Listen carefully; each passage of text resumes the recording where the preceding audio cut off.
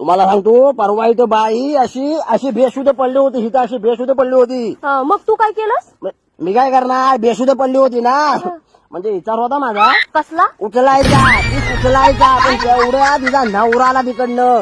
मी घाट शिव्या घातल्या.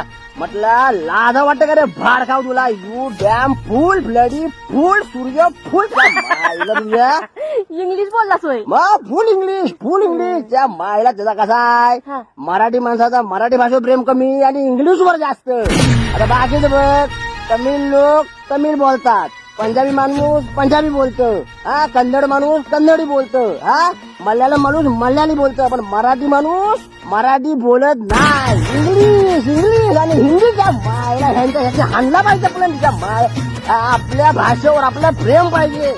मग याच्या हा चपलेन धरून ना काय. अच्छा तो हम चलते हैं. पहिली पकडून परत हसवाना परत याना हसवाना